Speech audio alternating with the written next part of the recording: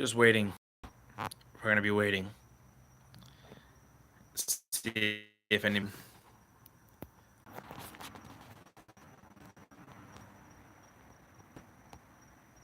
See if anybody else comes. Nobody.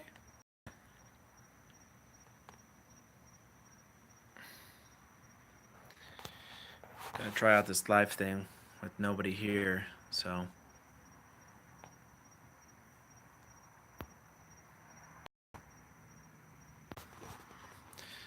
Hey, Brandon. Hey, Handy. Why you? Oh, thanks. They're cheap $20 Walmart shoes.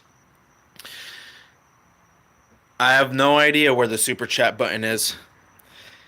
If they're, I guess it must be new for me because I've never used it.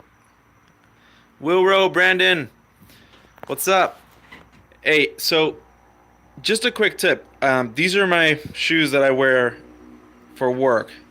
And the reason why I buy $20 shoes is for a couple good reasons. I work with resin, and with resin, it sticks on shoes, and pretty much after a couple times that they get on there, that you need to throw them away. Live, live, live, live, live, live, live. I feel like Tool Boss right now, bro. Like, what the hell? Then I'll be saying bad boy soon. Like, look at that bad boy. The thing's a beast. Yeah.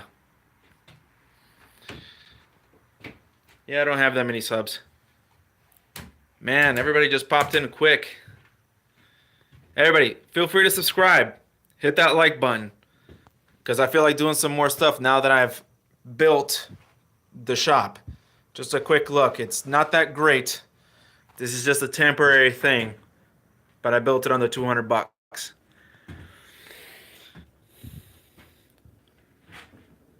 Let's see if anybody knows what this is from. Does anybody know what this is from? What system this is from? No? I want to hear your guesses. Oh, there's that too. No, Brandon, I'm not a contractor. I built boats. So for what I do is I work on fiberglass and I restore boats. Yeah, for 200 bucks, but this is Jason, the reason why I did this for 200 bucks is that I went on Let Go and Offer Up, and I found all these supplies for under 200 bucks. And mind you that the material, like, this isn't even finished. This is metal. There's no insulation. This is just metal. You know?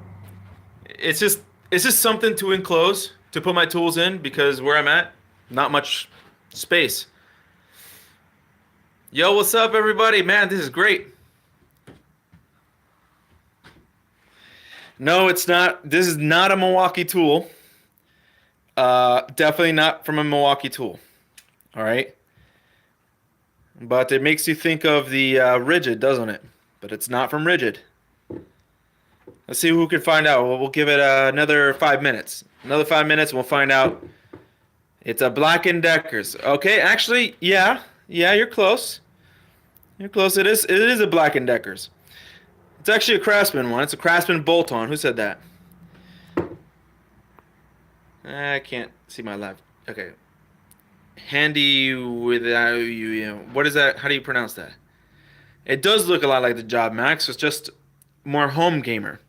It's actually one of the first ones I got to work at Sears. And I bought it because I wasn't doing much stuff. I used to be a computer tech for a company called NetApp, technical support for a company called NetApp. And I did their customer support there. But then I switched over, and now I build boats. And really?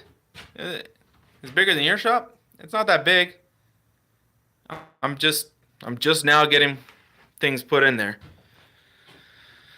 So this is just me putting stuff in. I haven't finished. I'm just hanging stuff where I can.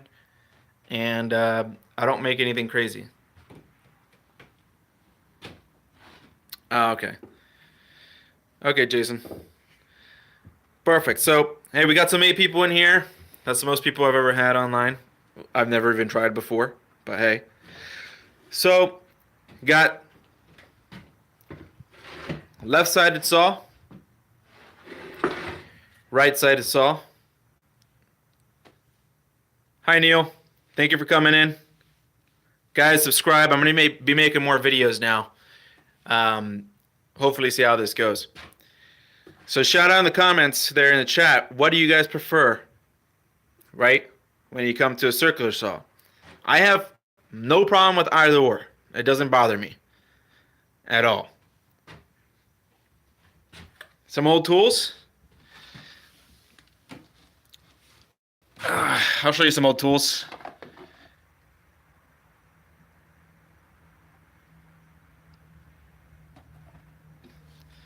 I got my planer. I'm planning on restoring these. Hopefully this goes well. I gotta learn how to do. That's some stuff I want to learn how to do. And I've got some old files. And I don't know if I can see in there, but I got some. I got tools. They're just not all in here. All the tools I have that are old are not that in here. I got some files. Awesome. I always get a lot of things secondhand. A lot of them are at work. Yeah, there's a router. You know, I got this for like $10, and it's great. I got a round over bit in there. Gotta fix my hand planes. I don't have any boats. I just work on them. It's more like I'm too poor to own a boat. I don't go fishing. No, I don't have a boat row. But I do. If you guys look at my Instagram, if you guys ever go into my Instagram, you'll see the kind of work that I do. You know, I'll take out gas tanks and I'll put new floors in. Neil says boat breakout another 1,000. Yeah, boats cost a lot of money, and I wouldn't be able to afford all this stuff if that that didn't bring in a little bit of money. And it's a weird industry because there's no real SOP or standard operating procedure for how to do things. And man, I got stories that tell you about what I see in some of the boats. So let's get right to it. You know, we're 10 minutes in. I really appreciate you guys having the talk there. But I want to go ahead and start pointing out, asking you guys, what do you guys prefer? Sidewinder? Yeah, better have a friend with with a boat row. Sidewinder or Wormdrive? Now, I'm not going to compare power because these are two different tools. All three of your jaws are bladed right. I know you meant saws, but that came out funny. Skill Sidewinder is my jam. I just got that. I got that one, and I got that from R1 Raven. He's down in Lauderdale. He sold it to me. Great dude. If you ever sell something and he's offering you something, go ahead and buy it from him. Guy's on time. Works well. So I got that one inside. Right? Super Sasquatch's beast. You know, I had a couple gripes when I was researching saws, and everybody would say, well, I don't understand why manufacturers still make, Sidewinder side saws that go on the right. You always have to hunch over and go like this and look at the blade, right? Oops. And look at the blade to see your cut, and you have to be on this side or whatever, so it's more of a left-handed saw. Handy. Yes, I do cut fiberglass with these. The thing is, if you put a regular framing blade on there, the carbide, it would chew that up. Yeah, just use a straight edge. So yeah, you can just use a straight edge, but just, I wish people would actually know their tools a little bit more. But if you come here, when you're buying a saw, and it happens to be a Sidewinder, there's a problem. It's that knob right there. That thing's in the way. But let me show you. That right there is called the window. Okay? you can actually see the cut line standing above. Okay? You don't have to hunch over like this. Also,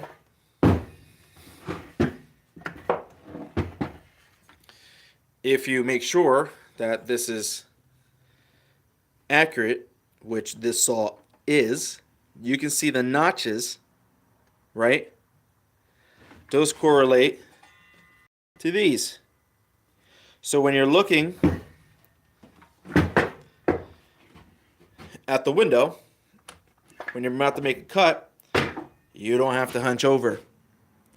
So if you end up having to be like, oh man, I want to get the fuel, it's great and everything, but I wish it was a left-handed, a right-handed saw or a left-bladed saw, because I don't feel like hunching over, then don't do that.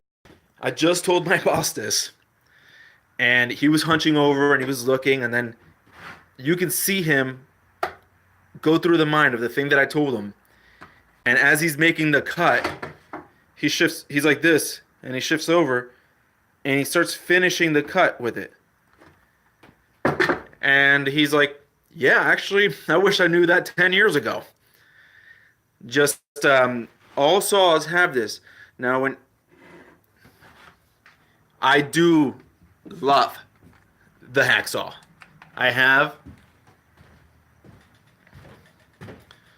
the Sawzall. I use that at work a lot. Actually, you know what I love about the hacksaw and the Sawzall so much? Let me show you something. Alright. Let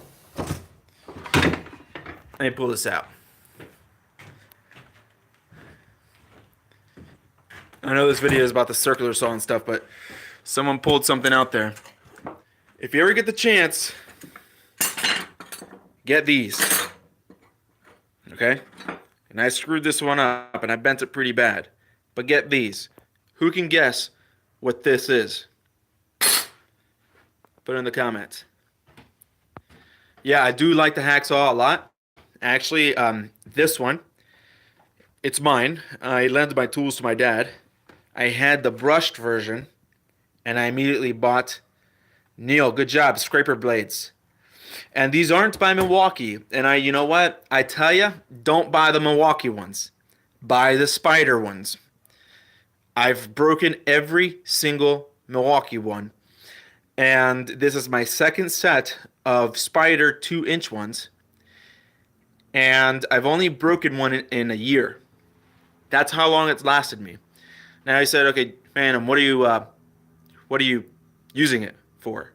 Okay, let me get you an example. That's why I stole this from work.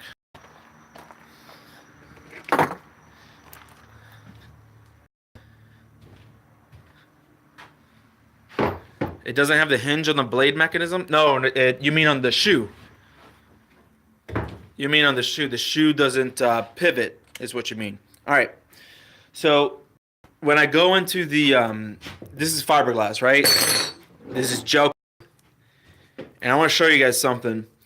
Most boats are built, fiberglass and then the gel coat. And you can see the thickness of the gel coat. Now what's in here, this is called Niacor. But the problem is, production boats are not built with this. Okay? Not older boats. Newer ones might be, but they use balsa for their core. The problem with balsa, it holds water. Problem with boats, boats are in water. And wood and water don't go well with each other. So what ends up happening is with most of my restores, I have to separate the fiberglass from the wood. And what I do is, since it's already it will be torn up. This is actually well glassed. Most of those boats are production, so they might get air bubbles in between the fiberglass and gets water, and then it starts seeping into the wood, and it really screws up the wood. So that's why we're using the composite material or the plastic. And these are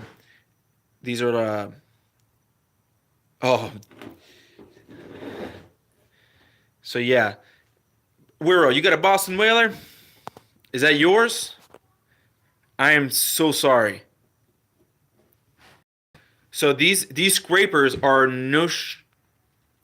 yeah, they're the bee's knees. And I can go in as I'm scraping, right? It'll Let me put this down real quick.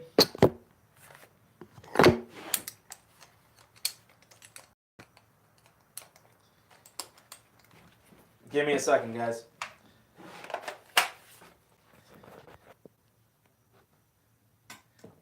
So it'll do that number.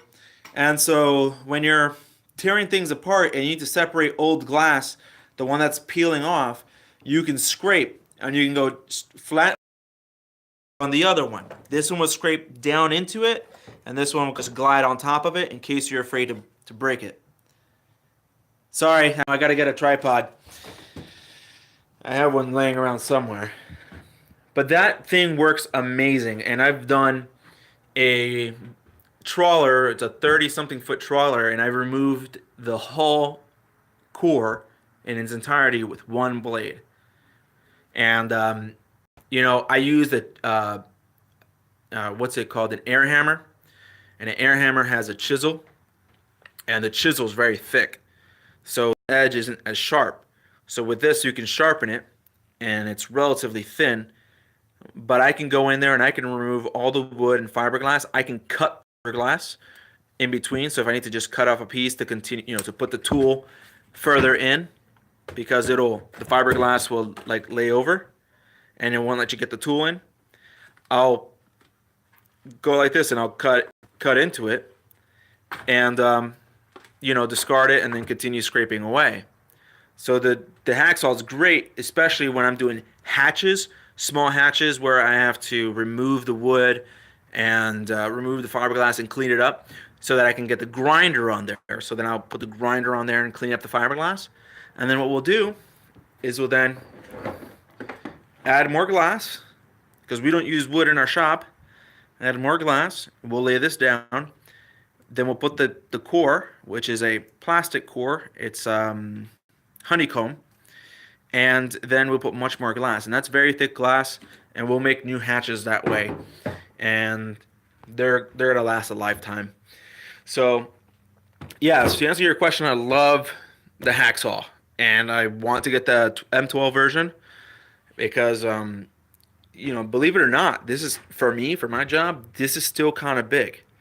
I've got the big guy, which is the older fuel sawzall, which I got for $75 on clearance with the one key, and it works amazing.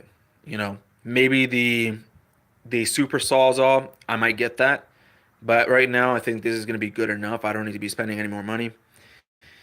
This one, on the other hand, I use with the pruning blade, so I give that to my dad, and he borrows it. So he goes out and he starts pruning. This is the pruning blade, and he uses the hacksaw for it. And so it's great. All right. So going back to the circular saw, Brandon, I don't know if VCG is going on live today. So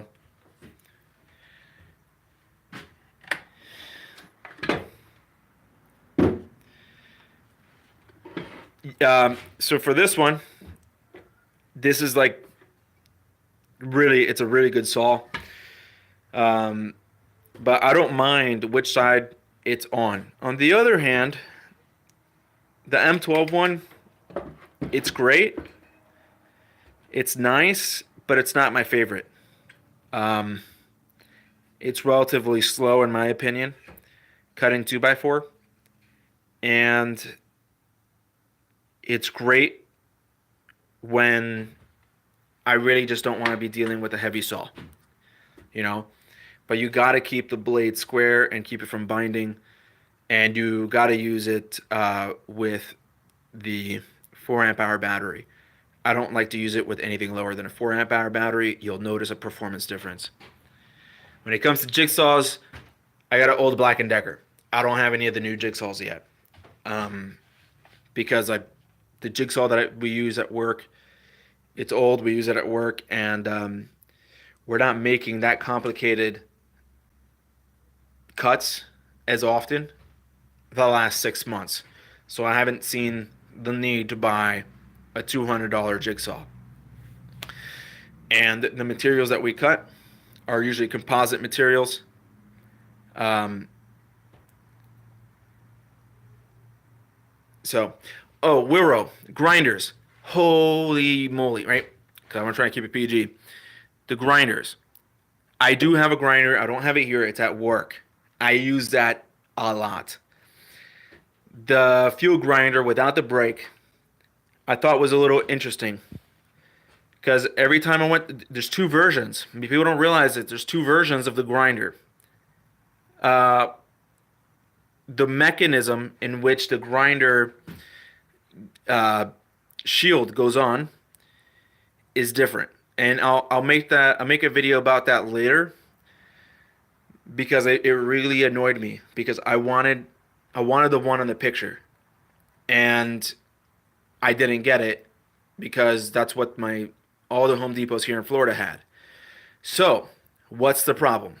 The problem is they have the same model number, right? So, if I wanted to get dust collection on the grinder, I would have to buy the dust cover for my specific version, but with the same model number. But they're both the same model number.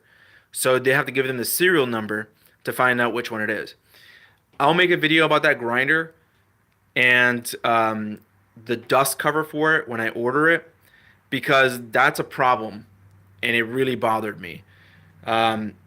And so I've been wanting to buy that dust cover for a while, and it wasn't available. And this year I've seen it available, and I don't know when it was available. So I gotta make a video on that.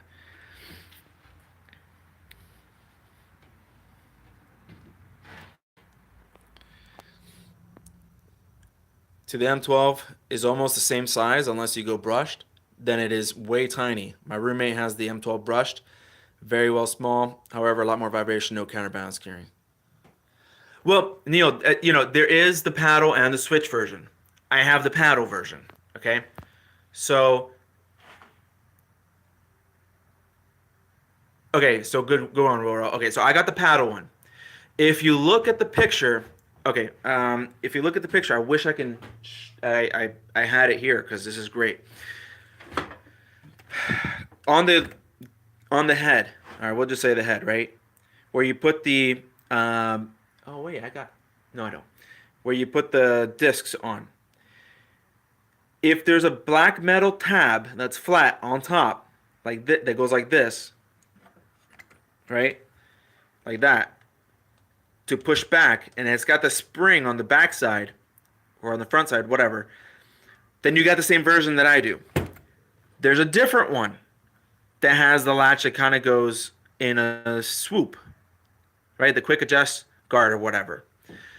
So there's two different ways in which that attaches. So the one that you attach with a little flap, you got to get a different one, different dust guard on it, and different cutting dust guard too.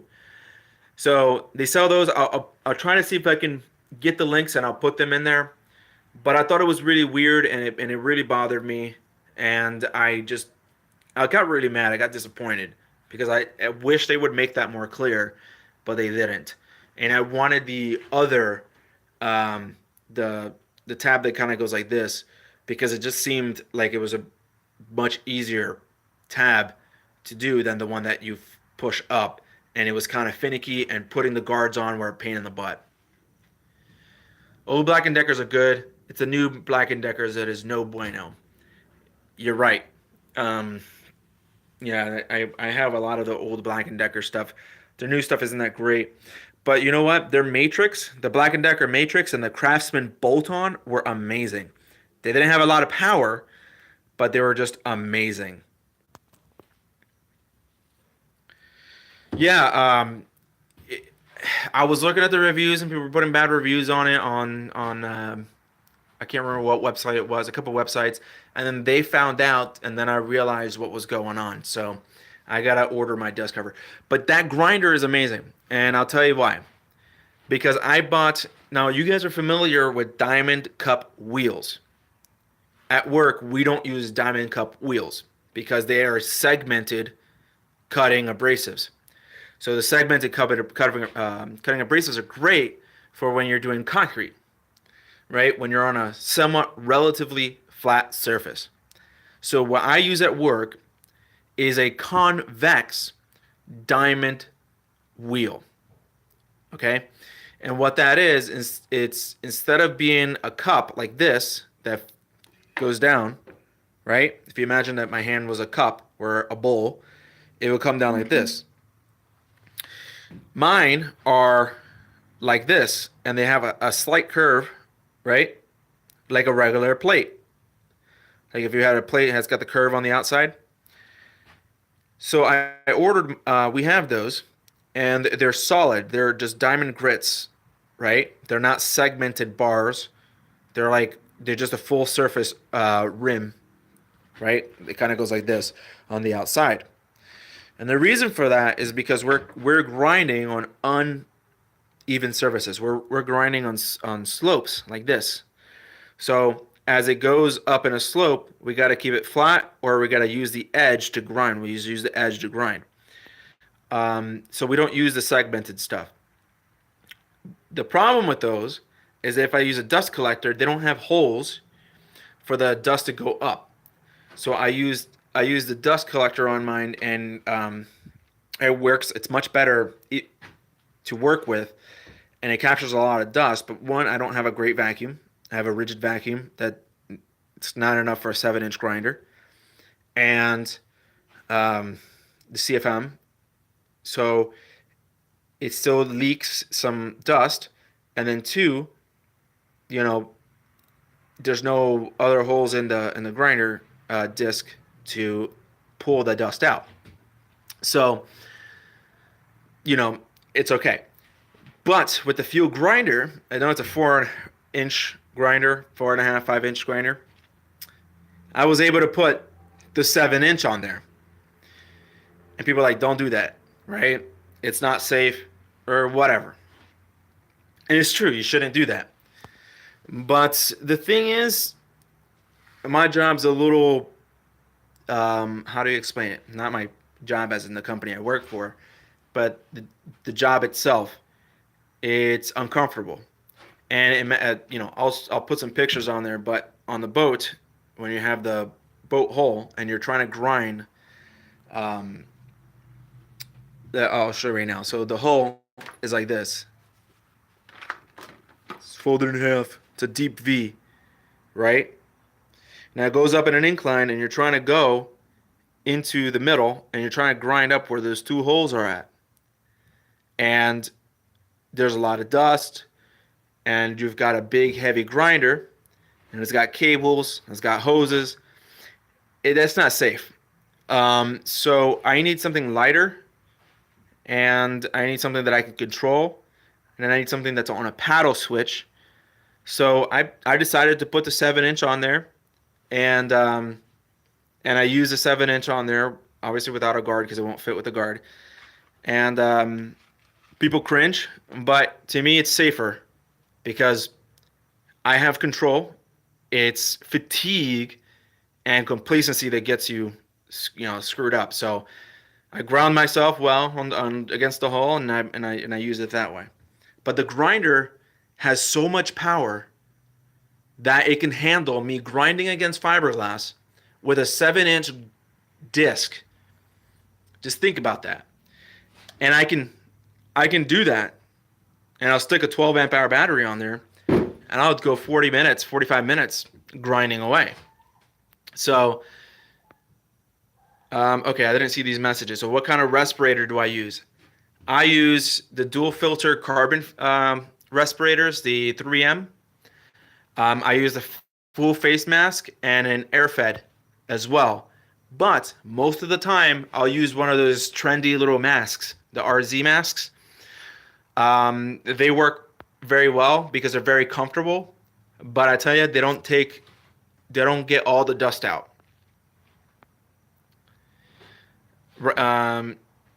Saints are killing the Eagles. I mean, what do you expect? The Eagles disappoint me. That's why when I used to live in Jersey, no. We never picked it. We never picked the Eagles. Oh, it's my first. I'm back. I don't know why I got disconnected, and the camera keeps going to the front. All right, so actually, I made it fit 7 1/4 inch, so I can put a circle saw blade on it. Also, the problem is grinders spin a lot faster, and circle saw blades are ready to spin. So, I actually have. Okay, so I have an old Metabo grinder that's supposed to be 4.5 5, and I made my own guard for it because it didn't come with one. Bought it used and I made a guard that fits 7 inch discs. That's a good idea. And you put it in a speed control. So that's the thing, right? I want it, you know, I saw the okay. So let me talk about what Jason mentioned there. I want a grinder that I can control the speed, but that has that 8,000 RPM to 11,000 RPM, right? So the large angle grinder that Milwaukee came out with is not variable speed, which sucks because it would be great for me to have that level of control over the grinding. Okay? The uh so yeah, you added a power control. You're gonna have to get with me and show me how you did that because that's awesome. Um, so you got the M12 cutoff. Now I was curious about that because how deep of a cut can you make with the M12 cutoff?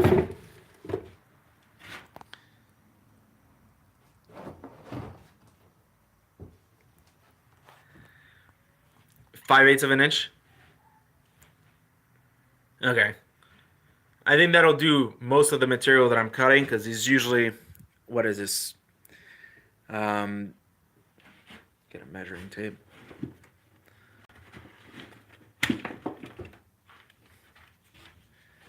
This is left hand.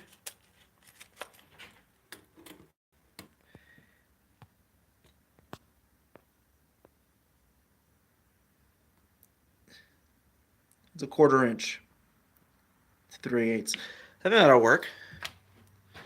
Most of the stuff that I do, cuts that I make are about that thick. If they're any thicker than that, it's not a problem. Because usually I'm just taking this portion off and then I'm scraping this one. 20,000 RPMs. I think I might have to do that if that's the case. Because I know that comes with a dust shroud. But I take the. Oops, give me a second, guys. I'm gonna have to get a cable.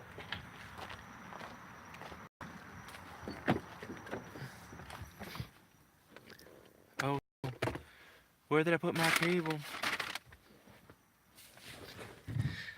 Give me a second, guys.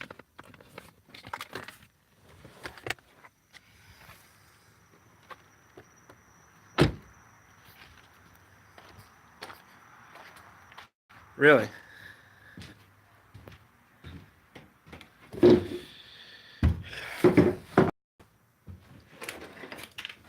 Oh no, give me a second, guys. 1 second.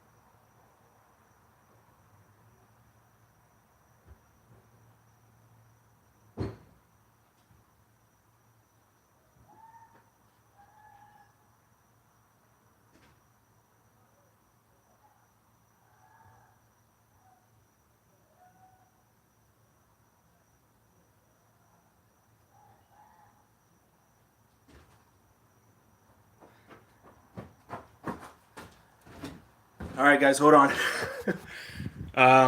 Just realized that my phone needs to charge, and I don't know where my other cable went.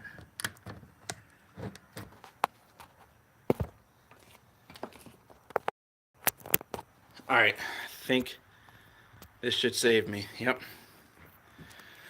All right, so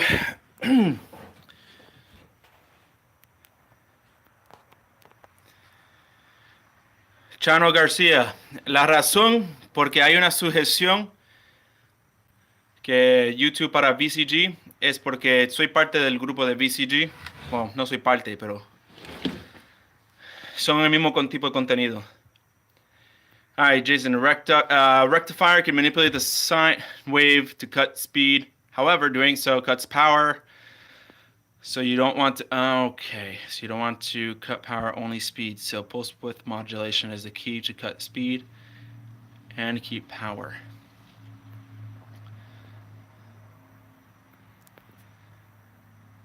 Damn. Yeah, Neil's got everything. Who's Garcia, where are you from?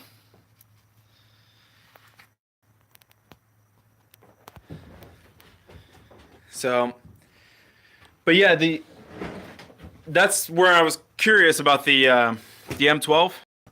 You know, for cutting fiberglass and all that kind of stuff. I just saw it small. Didn't really see a good purpose.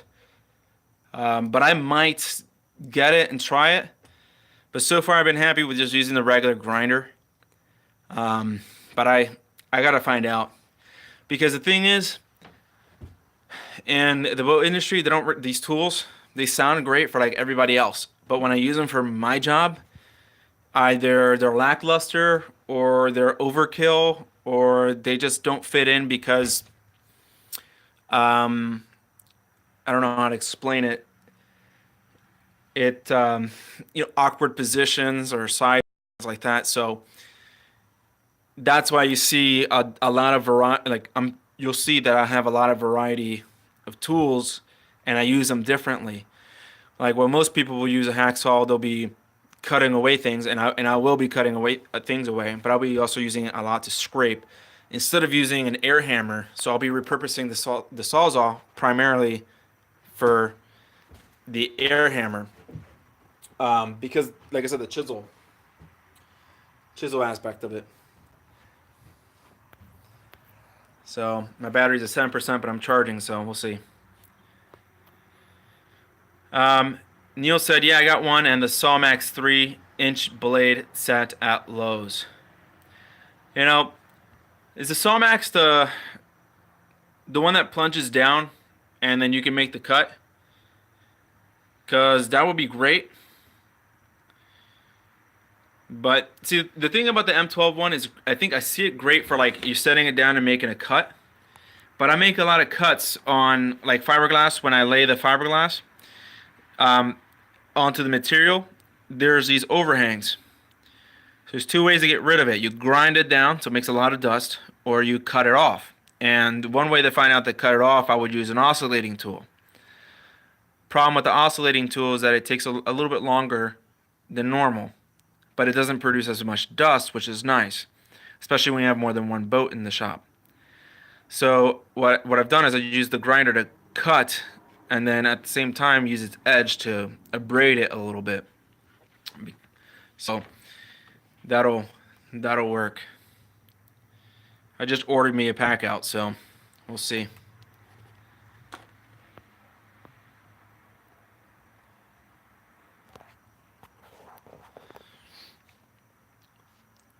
So, anybody use the M12 circular saw?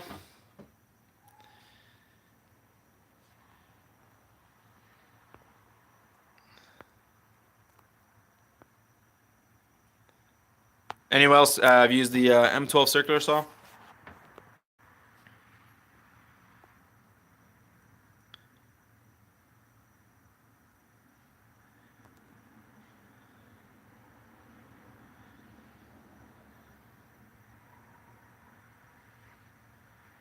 The blade is a 5 3/8, and that was another problem. I had I had troubles getting the blades at Home Depot. They don't carry at four of the 5 Home Depots that I've seen don't carry this blade. Actually, almost all the Home Depots here. So I had to go to a place called Manatee Lumber down in Bradenton, next to my job, to actually buy these. And So I got the regular framing blade, and then I've got the um, finished 36 on there, and that's about as much as I'll use. I think they have a higher finished blade. And then I've got the set that I bought for the 7 1/4. That's what I'm cutting plywood.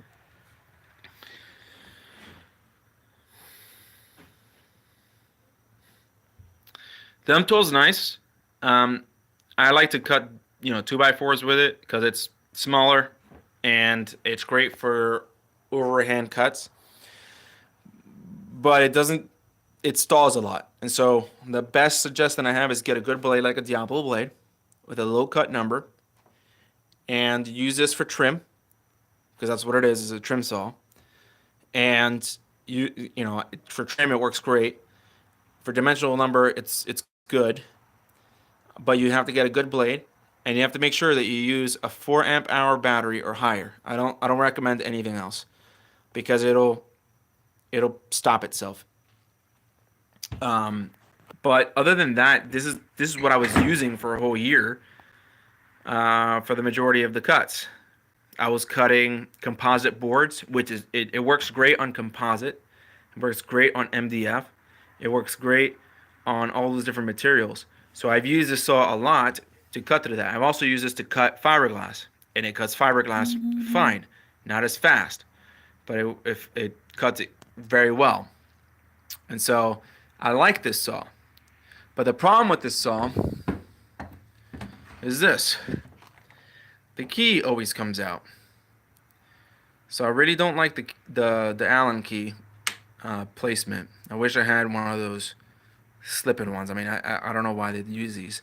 I wish they used those slip-in, tool keys like the Bosch or the skill saw.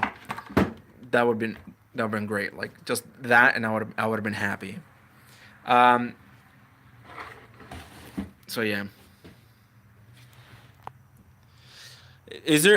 So the question was for me, is there really a big difference between the 4 and the 6?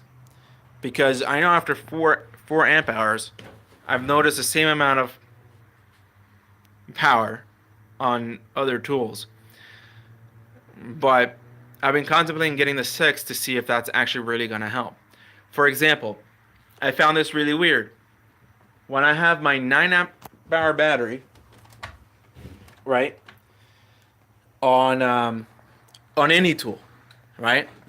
But mainly if I take the 9 amp hour battery and I put it on my M18 polisher, it runs for a long period of time, right? That's great. But when I put the 5 amp hour battery on there, it runs better. I have four 9.0s and 3 12s, a 5 and 2 3s. So, Jason, I don't know if you could tell me something about that as to why the 5 amp hour battery feels better than the 9 amp hour battery. And I have multiple of those, and I've gotten 2 warranted. And so yeah. So I don't know if you've seen the same thing with the M18 batteries. So I was curious if I just went up to the 6 amp hour battery, maybe just the runtime was better, but I didn't get any little bit of extra power. Now I knew that the high output batteries were gonna work better for the tools.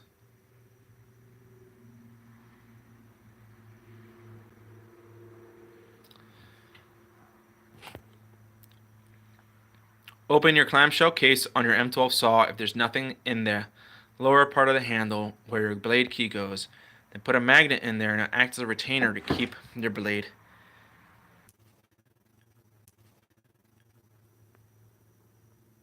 Hey, keeps on getting. You guys still in here? Small blower won't start on high. You have to start on low and move to high with 12. I noticed the same darn thing with the blower, the small blower. That annoys the crap out of me. That you pull the trigger and it goes, and then you pull it again, and it goes, and then you pull it again, and it finally goes. And so no matter what battery I put on it, it won't start on high. I have to start it on low. That's the same thing. Yeah, I noticed the fuzzy pics. I'll try to keep it as a static of an image as possible so that it doesn't have to work as hard. Um, so let's see here with the chat, because for some reason it's not pulling up. XT battery should work better than the compact. Yes. But I just didn't know if the 4 and a 6 was going to have a big difference. I'll have to give that a try.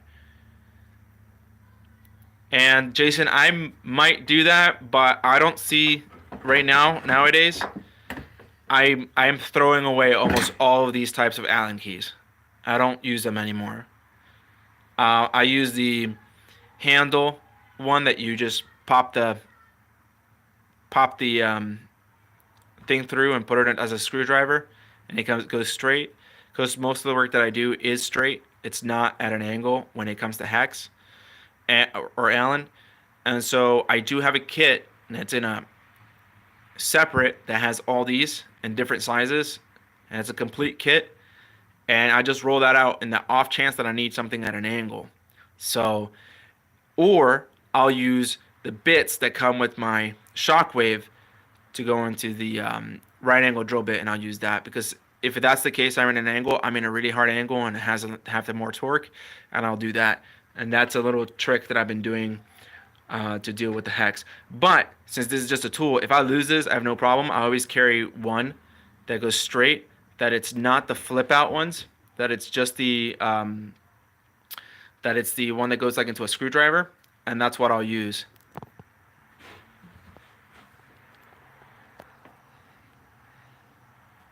So Jason says that the different cells in each 9.0 that I have the same thing with the 3 different 5.0s have the same cells. Okay, so there's different ratings for lithium batteries. It's more than just voltage and amp hour ratings. There's also a C rating that no one talks about. C rating is basically how much power the cell can put out all at once. Let me check my own battery because it's at 8%. So I'm going to move it to the fast charger because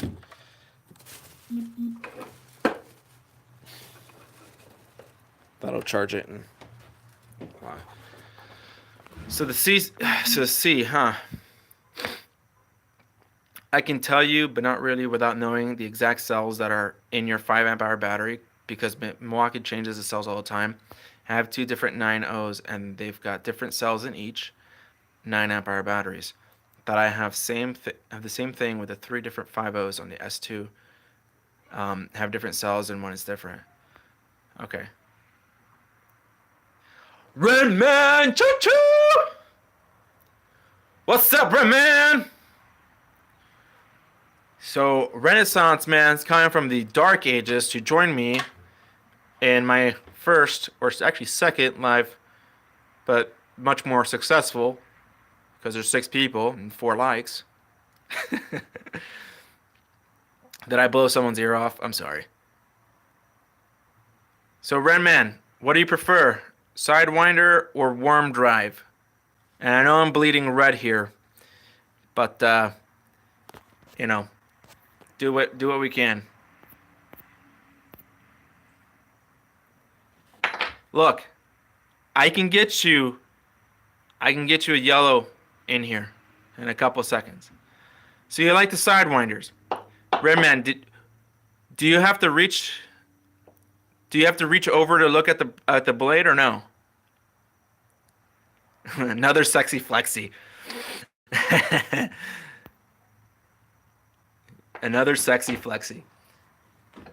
I wanted to show you something, Redman. I don't know if you saw it, but and again, because I don't know if anybody really realized this.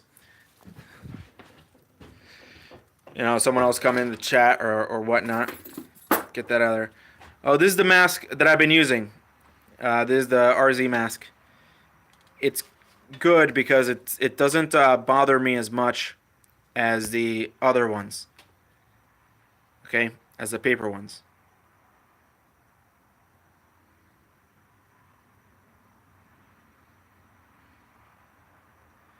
You know, Jason, the spur of the moment solution is actually a really good one.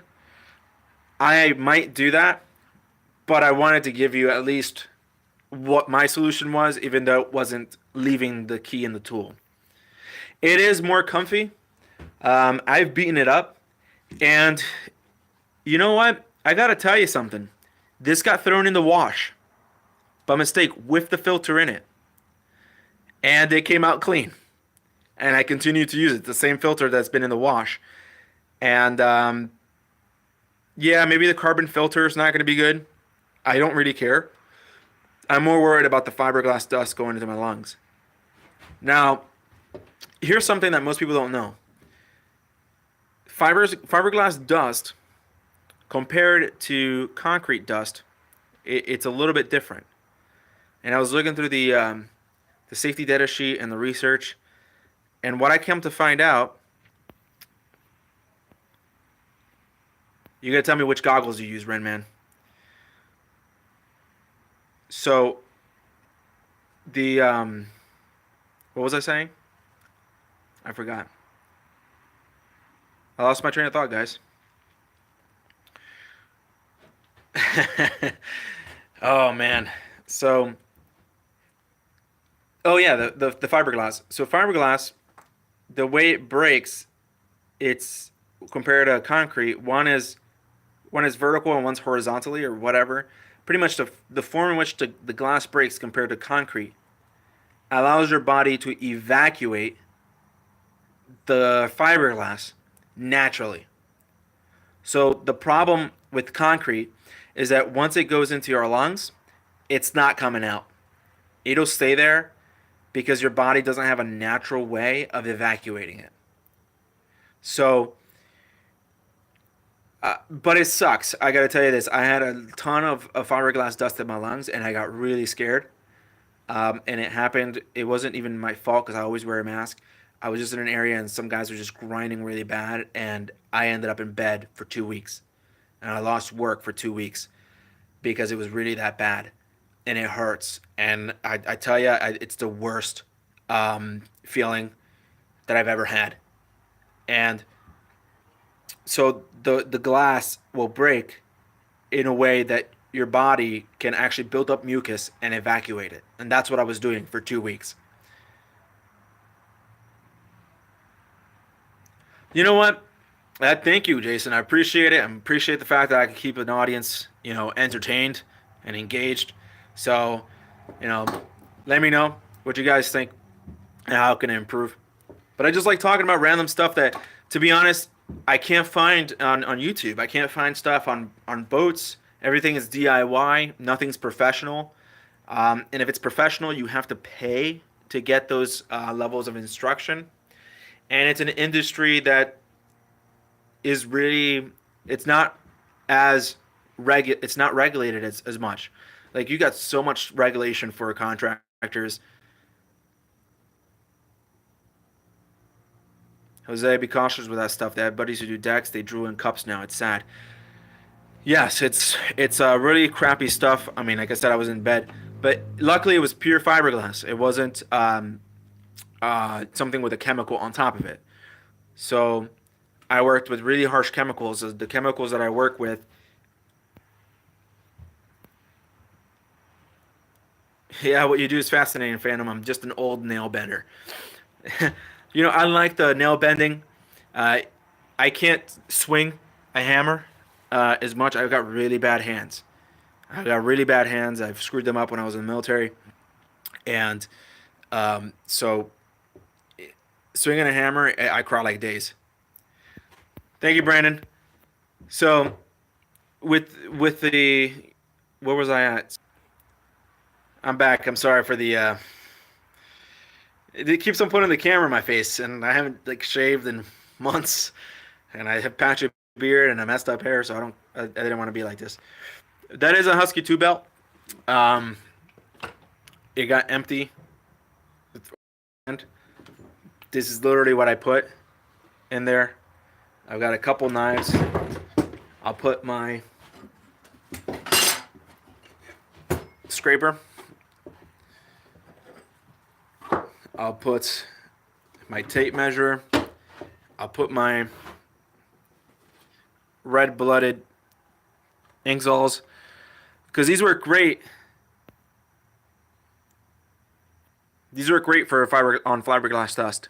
I put my blower in there, and whatever I'm using that day is what I'm going to be putting in there. But usually the measuring tape, the knives, I got like 3 knives usually on here, because it's either I got to give one to my boss, have one in my hand, someone that falls, and then I'll put my phone in there, because if I'm wearing a, I don't have access to my pockets, and I'm always busy with phone calls, not like just texting or whatever, my girlfriend or whatever, but just get phone calls. I got to be on the phone, and then whatever, like sandpaper. If I'm working with sandpaper, I put that in there. If I'm depending on the job is how I'll switch it. But going back to, thank you, Jason. I appreciate. I used to do sales before I did anything else. So yeah, this is the second time it's disconnected on me. So I appreciate guys for staying on once I get back on. So I think I was talking before. I was talking about the Husky. It was the fiberglass dust, and how underregulated, in my opinion, the boat industry is. You know, there's just so much stuff that goes on. That is kind of weird, right? That doesn't really, like, I just think that there should be some regulation there, that you would think that there's some regulations on there. So I look it up, and it's very underregulated. Biggest thing about this industry is make sure that the chemicals are put away, and typical industry OSHA stuff. But the dust, you're in an industry area, the dust is not a problem, because it's not concrete dust. It is fiberglass dust, and so they don't care about fiberglass dust, and it's just crazy. Because like I said, fiberglass dust is able to be evacuated from the system, poses no health hazard other than raspy throat. On the other hand, the chemicals that I use are MEK and MEKP. So methylethylene, P is for what's that called when that it comes in a brown jug? Peroxide. All right. So yeah, methyl ketone peroxide. I don't know. Anyways, that thing is cancer inducing, and so I try to wear goggles and gloves, but it still gets on you. But it's almost natural, so your body can do it. Clean it. I don't know. We'll see in 10 years. Really, I've had some videos before, Jason, on the polisher that I talked, and I made a weird video that was all like edited, all messed up. But I don't know. I always think that my voice is kind of weird. I don't really like hearing the sound of my voice. So I will never watch this video again. I'm just gonna make it and then do it, and that's it. But I think that, I like to talk. Methyl ethyl ketone. Yes, and then that's methyl ethyl ketone. That's one of them. And then there's methyl ethyl ketone peroxide. So there's MEKP, and that's the catalyst that you mix in with the resin, and that is what hardens the resin. And so how fiberglass works is that you've got threads. You've got these this red china is cancer inducing. Wash your hands before going to the bathroom. Every day I wash my hands like 30 times a day. He's just a tin knocker. So yeah, so the chemical is very, so you have to wear gloves and all that kind of stuff. But that stuff is just crazy. Don't get it in your eye; it hurts. And but it even got small horns. But even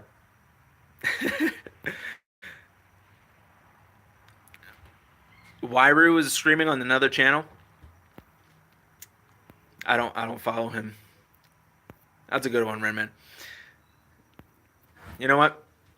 You can say whatever you want about Red China. I'm not a tin knocker, but I put it on my W-2. Whatever you can to get more taxes back from the government, right? Bye, Renman. Oh, are you leaving? Oh, okay. Mike's leaving. Okay. So, later, Mike. See you soon. No, I'm here just watching basketball. Hey, I just got disconnected, so I'm back again. Try to keep it on as much as possible. So, going back to the chemical stuff, which is rather interesting. I looked into it, and just have to be careful.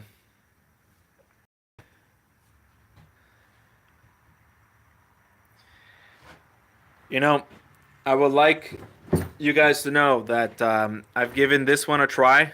If you guys have never given this one a try, if you guys have never used the hacksaw before, I've given it a try and I've compared it with the xylene. No, I haven't messed with xylene personally, but we have used it. It was a chemical that they used before. No one touches that anymore. That thing is gross, from what I heard. I think if I'm correct in understanding what you're telling me, they used to use that to clean things and it stripped stuff. And if it got on you, it burned like, you know, pretty bad. And I think we're just, yeah. The guy next to me works with metal. He makes signs, and he was talking about it. And I got resin in my eye that day, and he was talking about xylene, and I'm like, no. We wash our hands with acetone every day. Hell, don't use xylene. Just switch it over to acetone. That's what we use now. Unless if it's really necessary to use xylene. Because we've all switched. Every metalworking guy down here uses acetone or a paint stripper. The good thing about acetone, if you guys didn't know, if it gets on your hands and you use a lot of it, acetone, when it gets absorbed through your body, it can be processed by your liver, from what I understand. So it's a natural chemical. Redman, our jobs are a little bit dirtier than yours. When you have resin or in a adhesive that doesn't separate well, acetone is literally one of the best things. And yeah, you can wear gloves, but they'll break, and then you'll get them on you anyways. And you have to clean your tools, and then they'll break, and then you'll get it on your hand anyways. Like I use really thick gloves, and they still break. And so, but acetone is the best. We buy them in the drums, and we'll use them. When I first started painting, an old school painter made me carry around a rag with mineral spirits on it in my back pocket. My ass was sore for 3 days. Luckily, it wasn't xylene. You guys aren't even Instagram models like me. Ew. Well, you know what, Rain Man? I'm getting your patchy beard, and I'm growing out as too. So next time I see you, it'll be down here.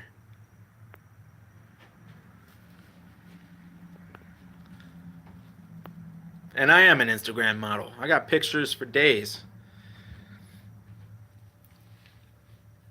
And this I probably don't want to take tools to work anymore because it just gets dirty. Soon enough, I'll turn yellow.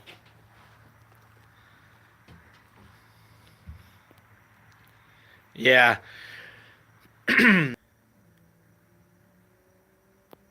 that that's not my biggest fan. My biggest fan is bigger than that. I've got two big fans, but this is my Milwaukee fan. I'm gonna buy probably if they go back down again to 59, which I doubt they'll do in a while because it's like $79 right now. I've got a 32-inch fan and I've got another one, but this is me a 32-inch fan and I've got another one, but this is me just at my house. Biggest YouTube fan. Renman's my biggest YouTube fan. He follows me a lot. He's always commenting on my Instagram and messing around with my followers and friends. Damn straight. I swear, if they had a choo choo sound on Instagram, he would be blowing it all the time because he likes to blow choo choos.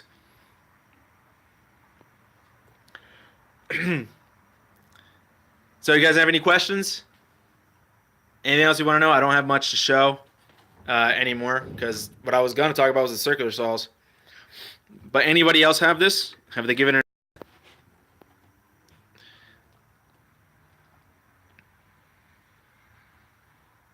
Wuro says, "Dang, I didn't think he ever watched any of my vids." You got vids too, Wuro? I haven't been paying attention that much. I only follow VCG. I do like the dust port. So the main reason I got this was I like to do work on my own as well.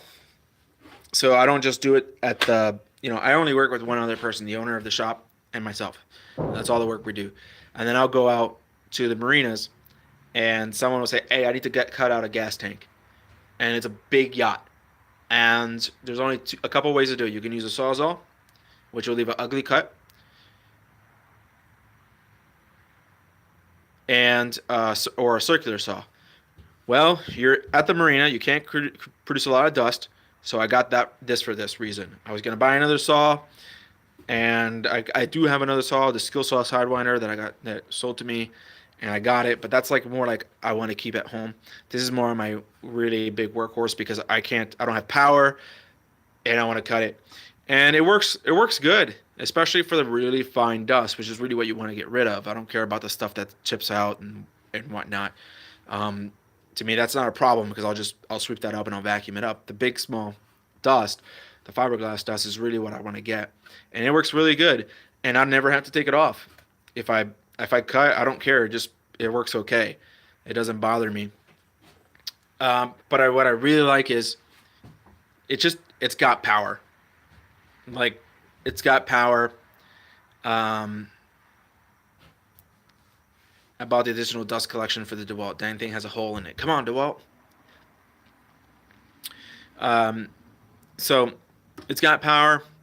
I just set it on in the deck or on a boat or whatever, and I just cut it and I make my lines and I just follow it, and it doesn't bog down. And it's the best thing. Probably the best investment was this thing, because now I can go over and I can say, "Hey, we have to take this gas tank out." That'll be, depending on the size of the boat, I can get a couple grand for it.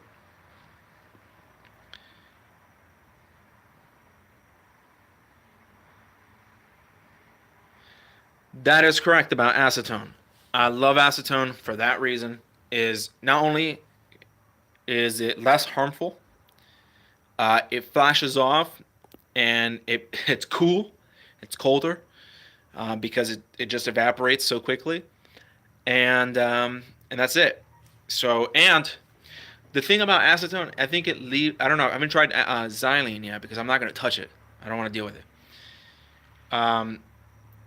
So when I use paint thinner or whatever, it's kind of like an oily, mineral spirits or whatever. It's oily. Acetone's much cleaner. Clean all my tools with that. It makes it much easier. The only thing that I won't clean is regular paint with acetone. I did that on one of the paint guns. I'm not doing that again.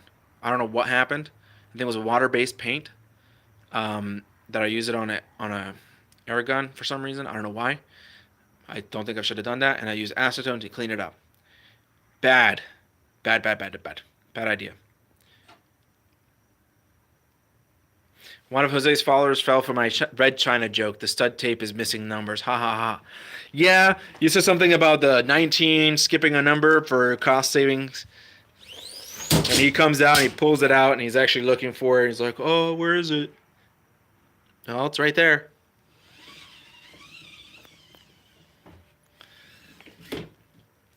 Has anyone done that before where they use like the wrong cleaner and what ends up happening is making things worse? Like I used the acetone on the paint, and it dried the paint in the gun, the paint sprayer, really fast. Like I put it on and it was like caked on. I'm like, what the heck is going on? And so I had to scrape everything off. It was just a mess. It was stuck in my hands. I couldn't get them off.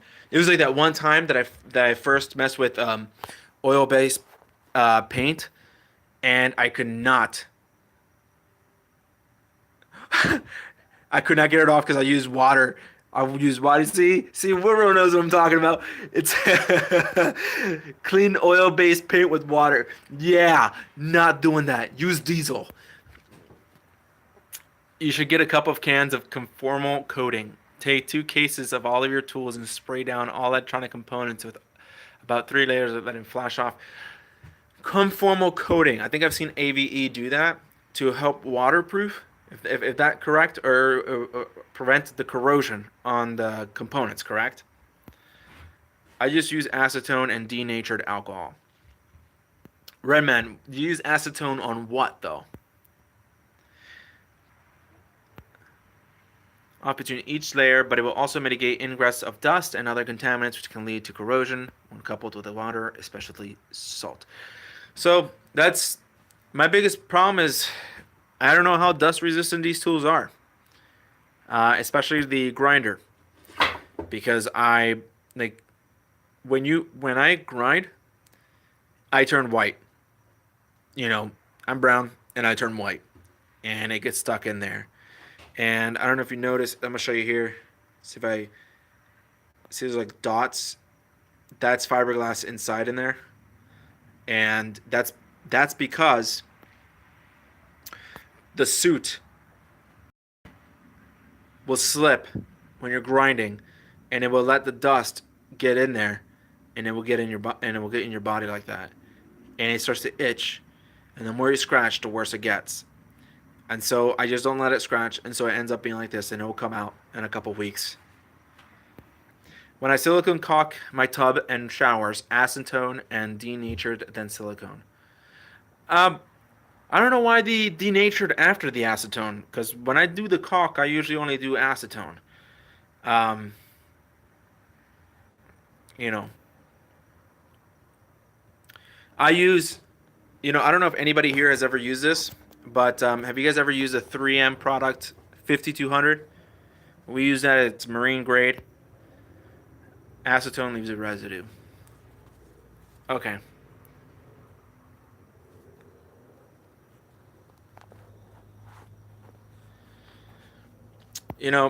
I have both. I have the M12 saw.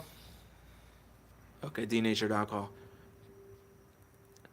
I'm gonna have to give denatured alcohol a try, but like I said, most of our uses is just acetone, and actually we do use denatured alcohol sometimes, but we don't buy so much of it. So 5200 is great. 5200 is the best thing I've ever used. So is 4000, but I ended up buying the Loctite version. And, you know, so this is a fast setting, and I don't know how this compares, but I bought it for here to seal up some stuff on the outside because I trust marine grade sealants compared to the other stuff, because I've used other stuff before and it will peel and it will come off. Marine grade sealant doesn't do that. It attaches. Forget it. On a center, denature will remove sticky things before paint and wax.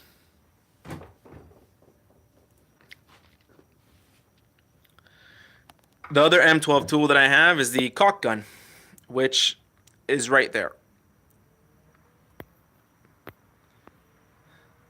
And I haven't used it much, as you can tell. But I like that gun because you guys will probably see that gun and say, hey, that's very expensive. That's $229 with the batteries or whatever. You know what that's great for? When you're mass producing baseboards. That's what that's great for. When you put baseboards and you have to put the caulk on the top to separate the top, right?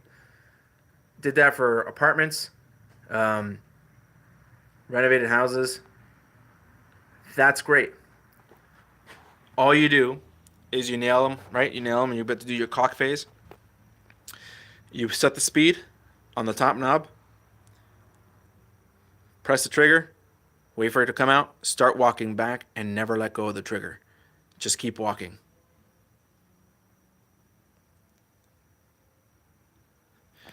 Renman. Seriously. I will. I will show you. It is the best thing. What do you do, Renman? Do you work on houses? Let me sell you on this M12 Milwaukee caulk gun.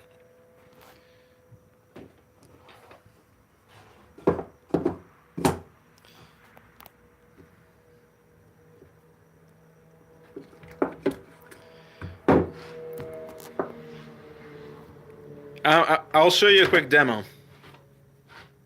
If you really want to. I know you're like, I don't really care. But I gotta get the only problem is with marine grade caulk is that it's really hard. I don't use silicone anymore. Silicone is trash.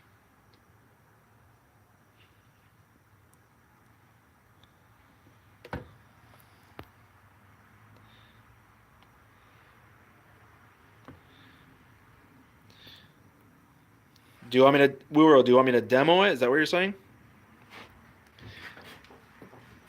All right, let me.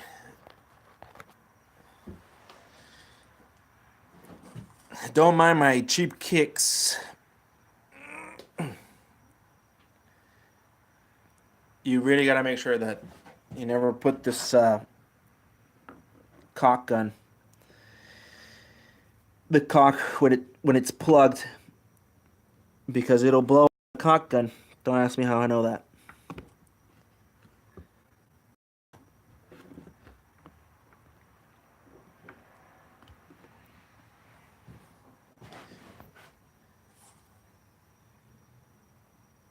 Well, the paint gun that I use is not it doesn't have any plastics in it. It's the paint guns that we use. We'll use acetone all the time on it. So there's the plastics that they have in there. They don't get bothered by it. We have one that's 10 years old and it's still good. Other paint guns, paint sprayers, like the ones that you buy from the blue company or the yellow company or the Harbor Freights, the ones that are airless, right? Yeah, because they have a lot of plastics in them, and you don't know what plastics they are. And I think they recommend mineral spirits, from what I remember. I think I might have a problem here with the caulk gun. I clogged it really, really bad.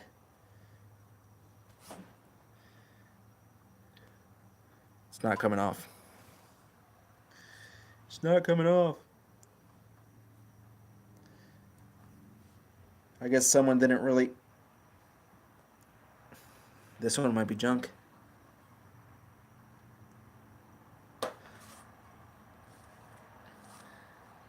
Guys, I think this one might be junk. That really sucks. That's the one thing about these marine grade stuff.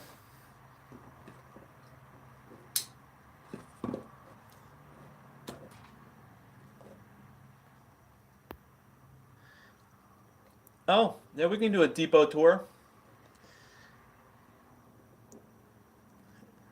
I don't know. I don't think I could ever do a depot tour. It's just I don't know how Vin does it or anybody else.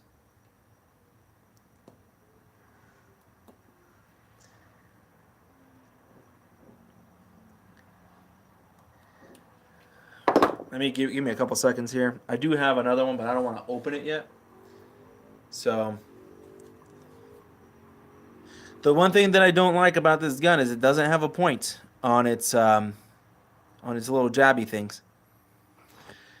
These are my painting pants when I'm at home and I have to paint stuff at the house.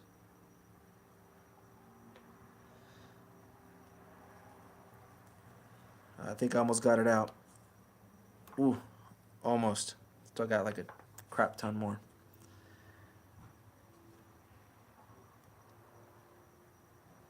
See if that's going to be a satisfying video. Good night, Brandon. Thank you for coming in for the live stream. Once I get 1,000 subscribers, I might be able to get paid for this stuff. I'm just kidding.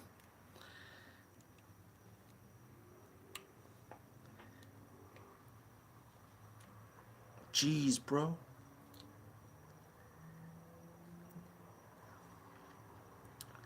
Couple more seconds, guys. I think I might have gotten it, or I might be lying. I'm gonna prove myself a liar. Yeah, I think I'm gonna prove myself a liar. Let's cut this thing off completely.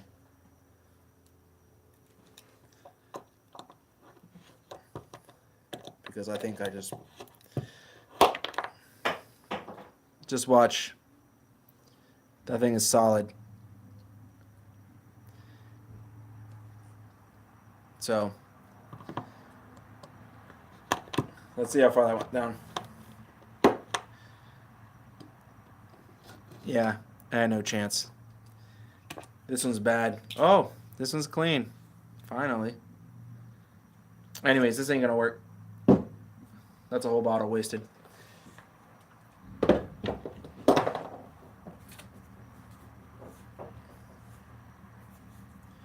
Alright, so I'm gonna try a new bottle. Good money, remember. Painting is the worst. Don't Florida meetup. Yeah, Florida meetup. You guys should really come down to Sarasota or Fort Lauderdale. I can probably make it somewhere. All right, so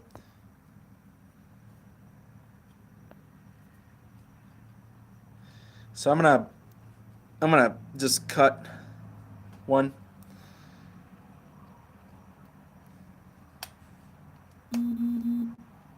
And you can tell me, is that big enough? What do you think?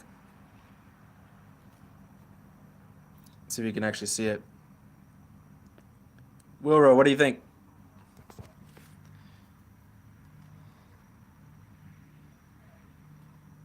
I think that's big enough. All right.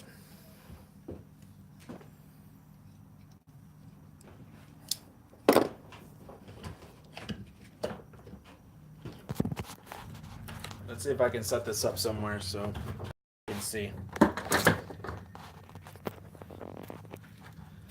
Push this to the side. Push this to the side. Push this to the side. So welcome, guys. It's just some shop guys doing some shop things and the shop stuff. With the shop things.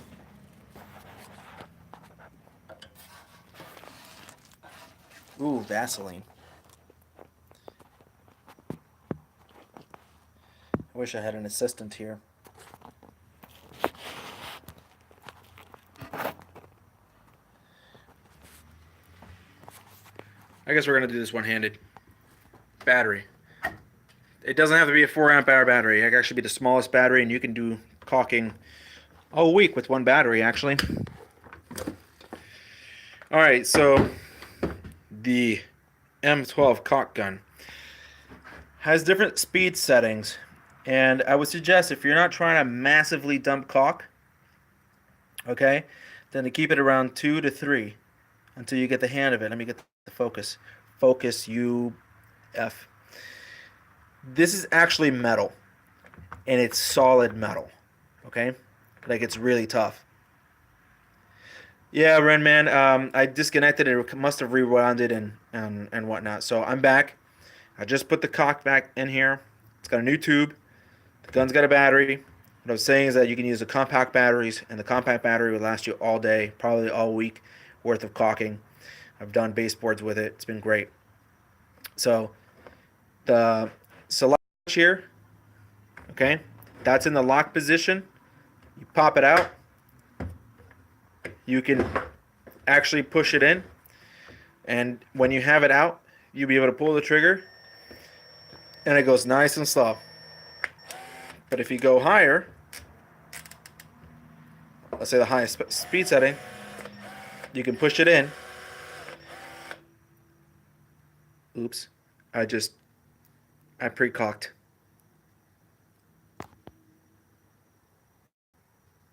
I do trust a marine gray sealant. That's all I use. But this is the stuff that we use here at the house for the baseboards and things like that. Um, I just pre-caulked, so pardon me. That was at the number 6. So I'm going to put that to number 1. Number 2. All right, so this, when you pull the trigger and you let go, it goes, when you pull the trigger, it goes in, and when you let go, it pulls out. And so that tries to eliminate some of the drip, right? So first things first, let's make sure that's oriented the right way. And let's focus. The first couple seconds, it's got to go back into place.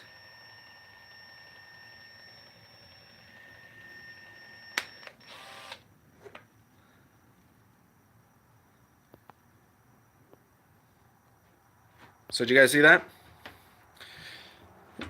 And at that speed, it's not dripping yet. So I can go ahead and I'll just take my couple seconds and then I'll walk and I can caulk. And it just go ahead and it's amazing. And I'm going slow, so, and I'm also using my left hand. But I'll put the baseboard in there, and when I'm done putting on the baseboard, I'll just start with this, and I'll just caulk, and all I have to do is just stand up,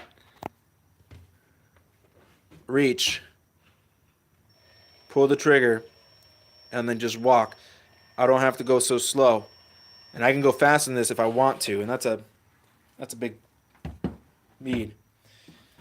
And I'm just wasting caulk. But so yeah, that's really what I like about it. And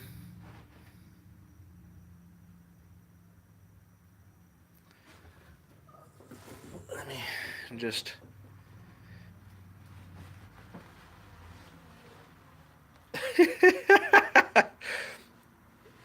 that's gonna be there for a while.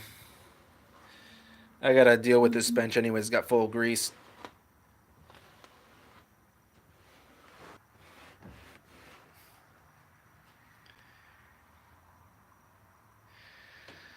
It's a good idea. You know, I didn't think of that.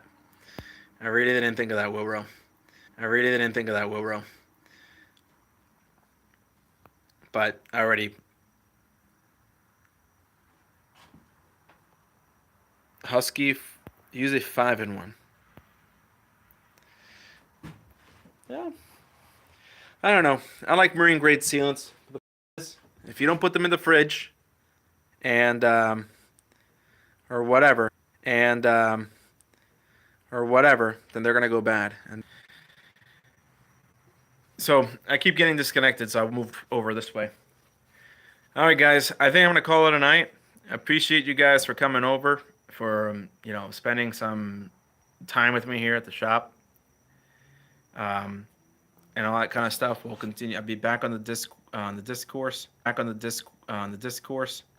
VCG discourse, so we can actually meet there. But I just wanted to talk about the circuit saw, but we ended up talking about so many different things, and so hopefully you guys learned something. And if you guys want me to do another topic about boats or about anything else, go ahead and let me know in the discourse, and I'll make a video. I'm probably gonna do a live stream just to do like a review. I've got a bunch of tools that I really fell in love with, like the brad nailers, the 16 gauge nailers. Like those things are the best, really the best. And I really been wanting to give out some tips on that, because so I might end the video here, and I might do another one just on the Hitachi brad nailers immediately after. So if you guys want to jump in, you can. That way I can cut this video, and we can talk about the brad nailers, and there'll be a video about the brad nailers. But there's something that people need to know that I just haven't been able to write out about them, that it'd be nice just to make a very good short video on. So, what do you guys think? Let me cut it here, or do you want me to preview a little bit of what I'm gonna do an independent video on? Do you want me to show you, or do you want me to cut the video and make a new one on it? What do you guys think?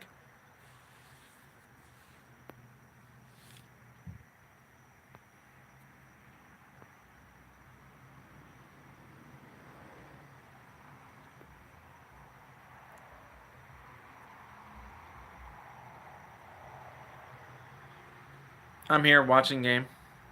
So you want to see it, right?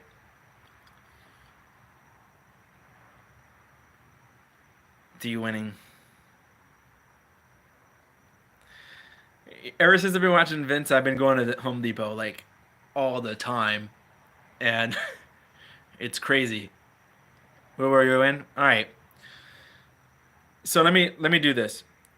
First of all, in my opinion, the Hitachi Metabo HBT brand nailers are the best, just hands down.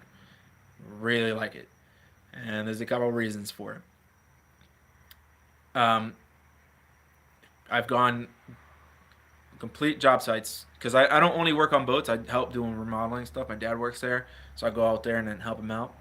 And my dad's older; he's a little more sick, and so what I want him to be able to do is go out there, not bust himself as much, and so I buy him things all the time just to make his life easier, like the string trimmer and the head trimmer. I got that for him so that he can not have to deal with gas, and it's been a complete replacement of his gas tools. So, I buy expensive tools for him, even though he doesn't make much money doing it. It's because he doesn't make much money doing it that I want him to have good stuff, because at the end of the day, when he stops doing it, it's mine, right? But he goes out and he doesn't have to come back home feeling as crappy, right? So, so this is just gonna pull it out because I gotta prepare for tomorrow too anyway. So this is good. So the problem with the compressor is he has to wait till a certain time before he can start doing the baseboards. So he gets there earlier than my boss. He can't do it. He gets there at 6. He starts working, and he can't work with the compressor on in the morning. So cordless is where he goes. So I've got 2, and I'm pulling these out. And I'm only gonna pull out the 16 because that's where it's at. Okay. So the quick overview. This is the 16 gauge straight nailer. Okay. He uses that on the baseboards. He also has he uses the Air 15. We're gonna buy the 15 gauge. We might not buy the 15 gauge because the 16 gauge will do. We already tried it, and the size of the head is much bigger. Much bigger. Thank you, Wiro. So the size of the head is much bigger. First tip, all right, so you got the gun. First tip on this gun is you need to buy good nails. If you buy them, just buy the Hitachi ones. Buy DeWalt nails. Okay? And buy them because the thing is that if you buy crappy nails, it will crumble the nail. Okay? So these are the Hitachi stainless. So I bought stainless because what's the whole point? Sometimes we use the nails for the outside, and stainless, when the wood's not prepped, it won't stain, right, with rust. So, and I'll be using it to build a toolbox for my brother's car. So that's that. Okay. Something's wrong here. Okay, that's good. So when you get the tool, it comes out of the box. It looks like this. You're going to have to take the battery out. It comes with the glasses. And this is the no mar tip. All right? This is the tip. It does not have the no mar tip on it. When you get it out of the box, the no mar tip is going to be here. This is the thing. It really sinks the nails. So, you want the no mar tip on. What happens? You sink the nail in regular baseboard, and it goes either all the way through the baseboard or it goes really deep. You're not sure if there's a nail in there, right? It's too deep. So what you do is you set it back. And what I've done is when I'm gonna do baseboards, I set it almost all the way up, one turn below all the way up, and I put the no mar tip on. That on regular baseboard will put it perfect every time. When you're gonna have to shoot at an angle, meaning, let's say you're shooting this way, right? So I shoot this way, and it's straight. And I'll give it an example here. I'm gonna get some scrap wood.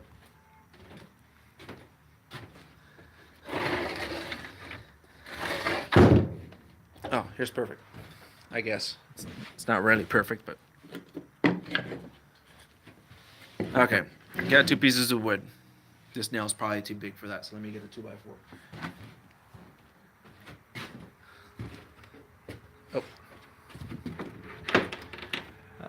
Oh, 2x4 is over there.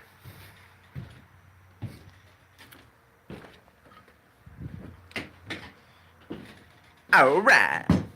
Okay. First of all, before I go there, let me just show you. To turn it on, take it went upside down. All right, to turn it on,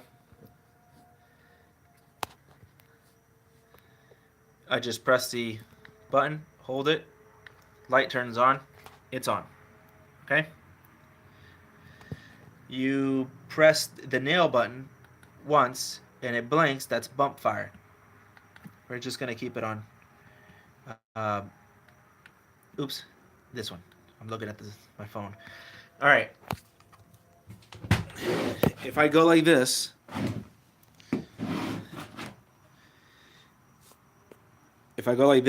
and I hold it there, it won't nail.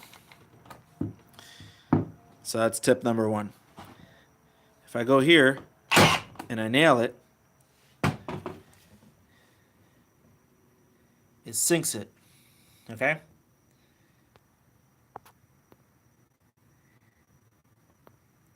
Alright, so it sinks it. And that one's a little, actually, you can't even see the nail. Okay? You can't even see the nail. That's with the no mar tip off. Now this is my tip. You can't see the nail on there. Give me a second. I'm going to put the no mar tip on. I haven't tried this with this wood combination, so keep in mind the results may vary. Okay, now with a no mar tip on,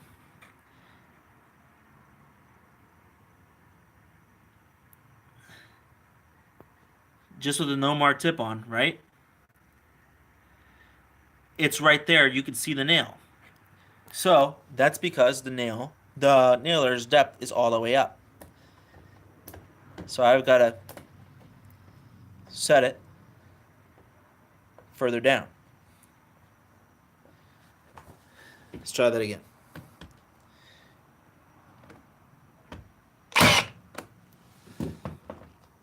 Give me a second. I don't think I changed it.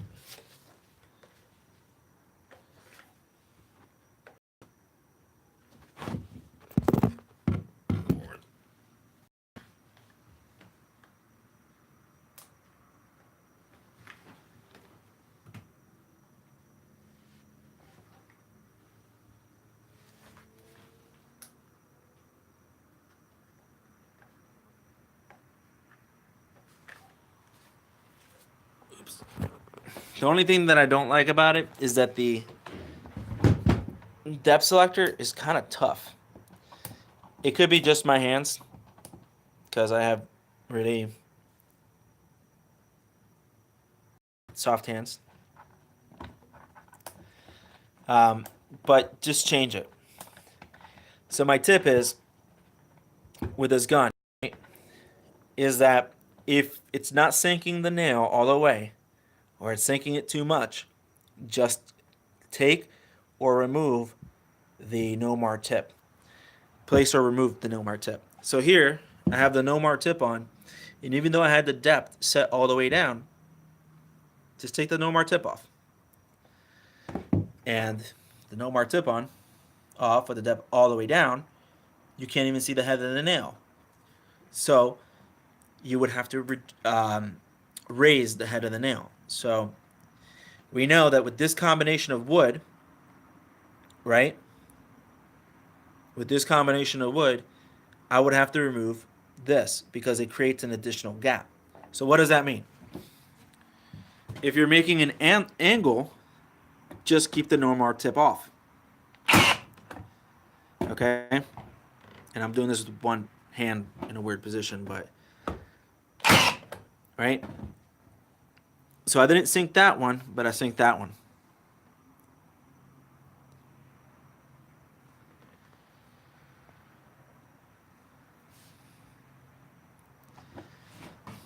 Okay?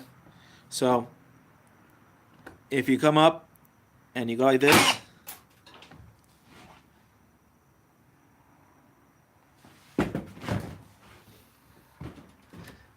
I just saw something fly. I don't know what it was.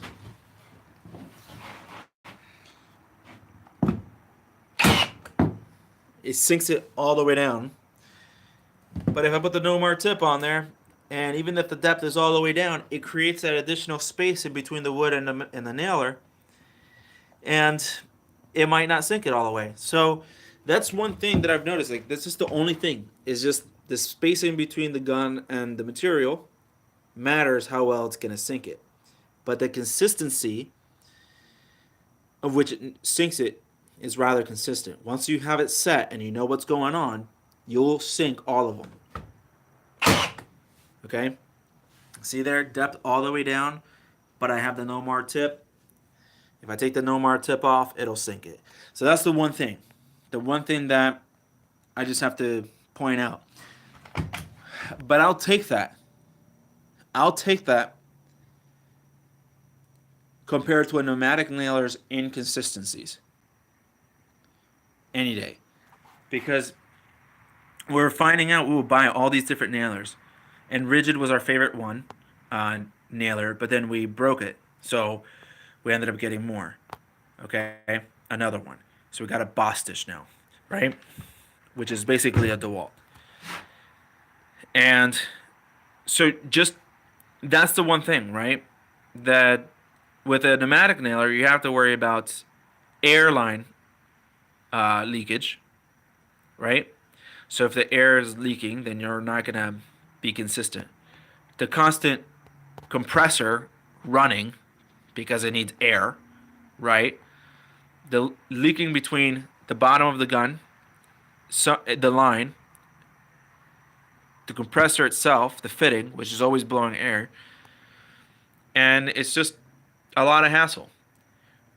But if you know that if you're not sinking the nails, all you have to do is set the depth and possibly remove the tip, and you'll sink it.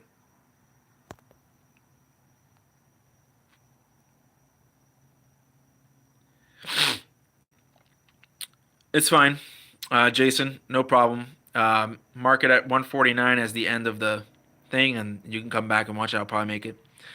But that's the thing. I mean, do you think that that's a big problem?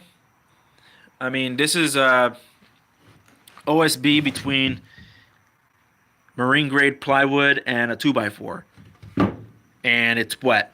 All of it's wet because it's been outside, and it's on the edge here. So if I go out and nail it here,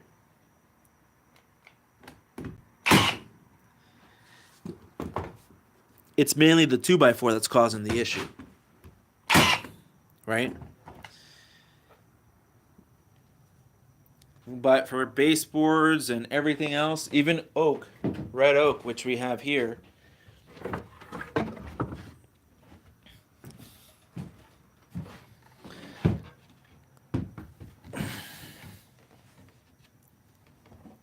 right? If I have here, let's see here.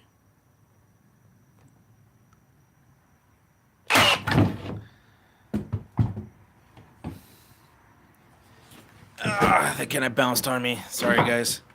It's kind of hard to do one-handed and the gun moving around on you. So,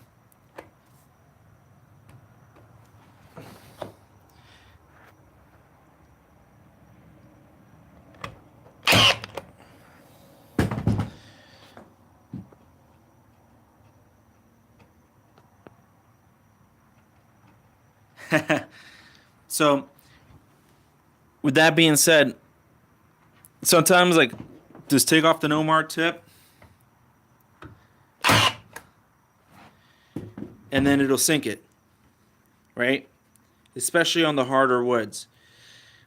In my opinion, the metal is coated, it's not gonna really mar, and you're gonna fill that anyways with wood fill. So, and you can see it, like it was really hard for me to hold the wood. So the second one came off, and this one was the first one, which I was able to hold it a little bit better. So you can feel that. But if you take the Nomar tip off, it's no problem. And so what I think is that the Nomar tip is a little bit too thick. It's not that the gun isn't strong enough. It's just that it's just separating the material, the gun from the material too much.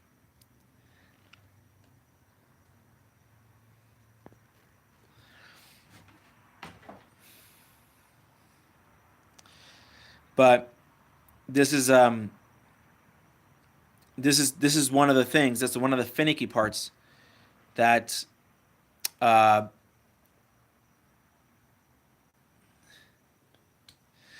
this is the finicky parts about the actual gun itself, right? Is this plastic piece and the depth. So in reality, what I would like to see is, and my battery is almost dead. It's not. I got 9%. What I'd like to see is to have a better depth for this, or make this material thinner, so that you can actually sink it. Because really, what the depth control is just pushing this bar in and out. And when I realized that, I just ended up removing this, and it solved my problem. And now I can sink nails in red oak, no problem. Like I said, this is red oak. Same thing here. So, did you guys think that would actually help you guys if you ever had a nailer like this? It's like, hey, it's not sinking all the way. In reality, it sinks it. These are without the Nomar tip. Let's see here. Without the Nomar tip, with the Nomar tip. And at least with this one, that's with the depth all the way down. So you can at least, without the Nomar tip, I'm trying to fix the focus. Without the Nomar tip, you can actually set the depth back more, and you'll be able to get a cleaner. But that's in there, okay? That's in there, and I totally screwed that up because I'm trying to do it. So that's 3. 1, 2, 3, and you can see that the nail's in there, and it stopped. So it's not all the way through. So in reality, all it is the Nomar tip that's causing the problem. You're not marring the surface if you're not using it, so in reality, it's not a problem. But the biggest problem that I see is like, okay, you have the Nomar tip on, it's not sinking all the way, take it off. Oh, I've got the it's sinking. I'm sinking nails in baseboard or trim, and I'm not sure if the nail's in there and holding the material or if it blew all the way through. And my depth selector is all the way back. Go ahead and put the Nomar tip back on. So that's the big key takeaway, you know. and that's what you want to deal with that, because there's nothing else that you can really do. But once you know what that does, you'll know when you'll need to remove the Nomar tip when you do angle, when you're firing at an angle, and that's it. So you figure that out. It's not really a big hassle for me, at least, and I was able to do, you know, at least 500 to 600 nails on one battery. I didn't even need to charge. That was all day. That was me cutting baseboards and putting them up. And so, does anyone use their battery with a nail set to sink a nail that isn't sunk, or is it just my hack? Just banging against the punch, the nail punch. No, but you know what they need to do is make this out of metal, the back, so that you can bang the nail. All right, so here's another tip. So far, did you guys think that was a helpful tip or no?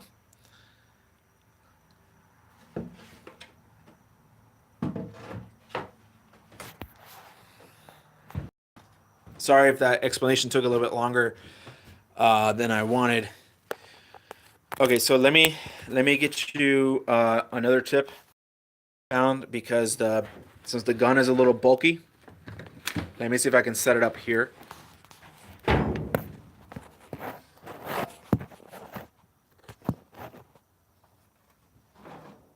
All right.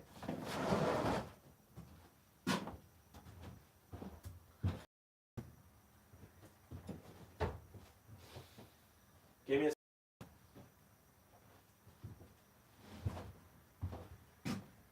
So, can you guys see that?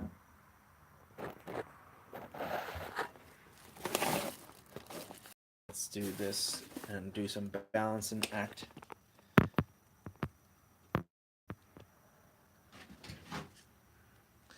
All right. So let's imagine this is baseboard, and I'm hoping that you guys can see that. I gotta figure out a better way to do this for right now. Oh, I got an idea.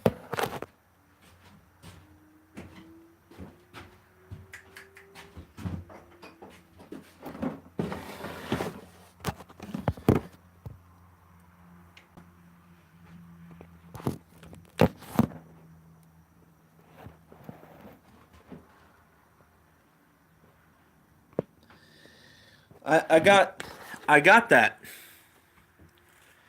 You should use acetone, and then you use a nail puller. All right. So another tip. Let's imagine that this is the baseboard, right? I don't know if anybody's done this. You try to nail it, and you go like this, right? Because you want to nail it down, right? I flip it this way.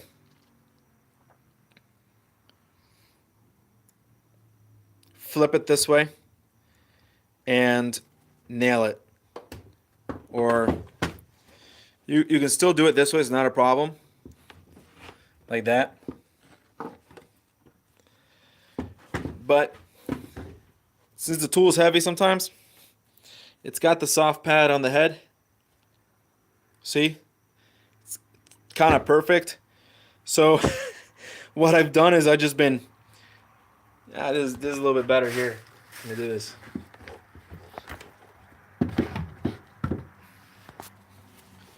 Is grabbing it and just laying it.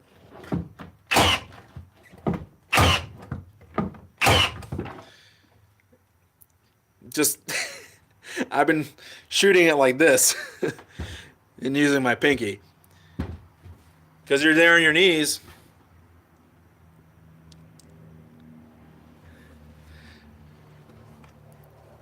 And instead of having to hold it this way, like a thug, right, and get in the corner, right, or going, you can try to make the angle, no, not a problem. But I've been shooting it at an angle this way, and I'm able to get closer to the bottom that way. So when I wanted to buy the 15 gauge, I wasn't sure because I wanted to make sure that the work was going to be able to supply the nails with. So they had the 16 gauge straights, but they had the 15 gauge, but it was at a different angle than the one that Hitachi carries, which is at a steeper angle. So with that being said, um, when you want to get lower in the baseboard or in the trim or whatever you're shooting, just put it this way. It kind of goes in an angle already, and if you need a little bit more, you can go higher, or if you really want to shoot down, you can still do it that way. But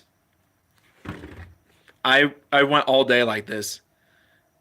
So, but yeah, this is really. So I don't know if you guys, what do you guys think about that?